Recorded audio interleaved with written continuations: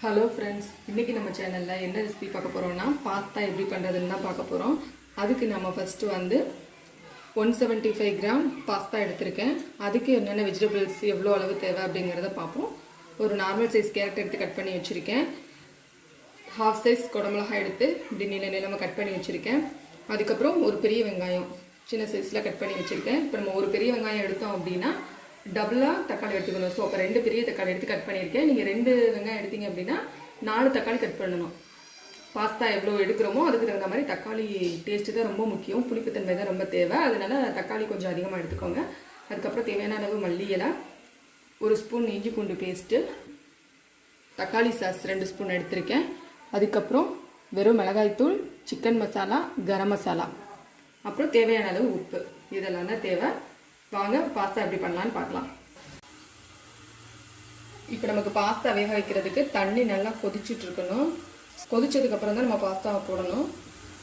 நல்லா கொதிக்கிற தண்ணியில் கொஞ்சம் அதிகமாகவே உப்பு சேர்த்துட்டு எண்ணெய் சேர்த்துக்கோங்க. ஏன்னா பாஸ்தா அப்போ தான் ஒன்றோட ஒன்று ஒட்டாமல் நல்லா தனியாக வரும்.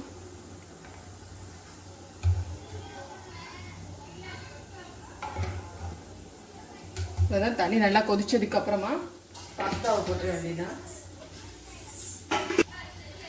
இப்போ பாருங்கள், தண்ணி நல்லா கொதிச்சிருச்சு. கொதிச்சதுக்கப்புறமா நம்ம எடுத்து வச்சுருக்க பாஸ்தாவை அப்படியே கொட்டிடலாம். இப்போ இந்த பாஸ்தா வேகிறதுக்கு 10 நிமிஷம் ஆகும். ஸோ அது வரைக்கும் நம்ம வெயிட் பண்ணலாம். இப்போ பாருங்கள், பாஸ்தா நல்லா வெந்துருச்சு. பார்த்தா உங்களுக்கு நல்லா தெரியும், இந்த மாதிரி வெந்துருச்சு. ஸோ நம்ம அடுப்பை ஆஃப் பண்ணிவிட்டு தண்ணியிலேருந்து ஃபில்ட்ரு பண்ணி பாஸ்தாவை தனியாக எடுத்துக்கலாம்.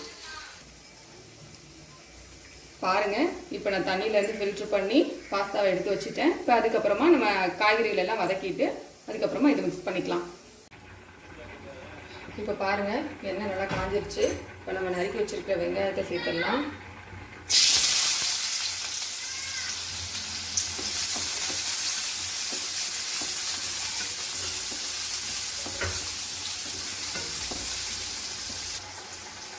வெங்காயம் ஒரு 2 நிமிஷம் வெந்தால் போதும். வெந்ததுக்கப்புறமா நம்ம இஞ்சி பூண்டு பேஸ்ட் சேர்த்துக்கலாம். இப்போ பாருங்கள், வெங்காயம் நல்லா வெந்துருச்சு. அதுக்கப்புறமா 1 ஸ்பூன் இஞ்சி பூண்டு பேஸ்ட்டு வச்சுருக்கோம்ல, அதை மிக்ஸ் பண்ணிவிட்டு நல்லா கிண்டி விட்டுருங்க. இந்த பச்சை வாசனை போனதுக்கப்புறமா நம்ம கட் பண்ணி வச்சுருக்கிற தக்காளி ஆட் பண்ணிக்கோங்க. இப்போ பாருங்கள், தக்காளி நல்லா வெந்துருச்சு. அதுக்கப்புறமா நம்ம நறுக்கி வச்சுருக்கிற கேரட் சேர்த்துடலாம். அதுக்கப்புறமா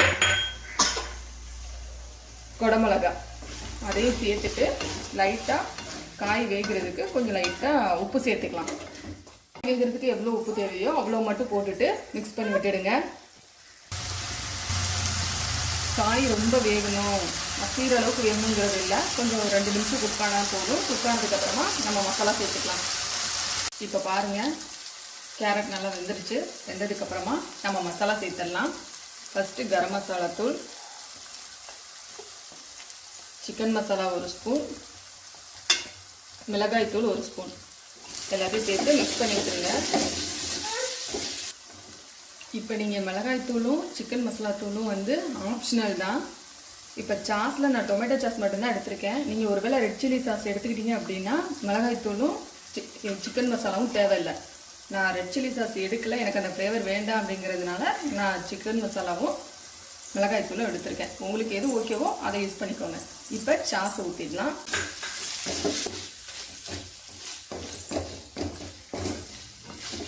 நல்லா மிக்ஸ் பண்ணி விட்டுட்டு இப்போ பாஸ்தாவை உள்ளே கொட்டிடலாம்.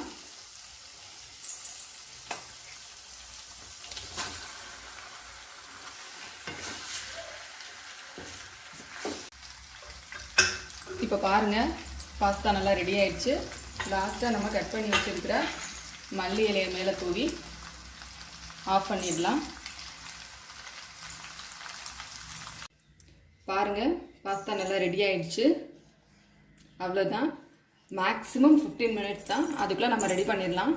நிறைய குழந்தைங்களுக்கு வெஜிடபிள்ஸ் பிடிக்காது. ஸோ அப்படி இருக்கிறவங்களுக்காக நாம் இந்த கேரட் கேப்சிகம்க்கு பதிலாக முட்டையை கிண்டி அதை சேர்த்துக்கலாம்.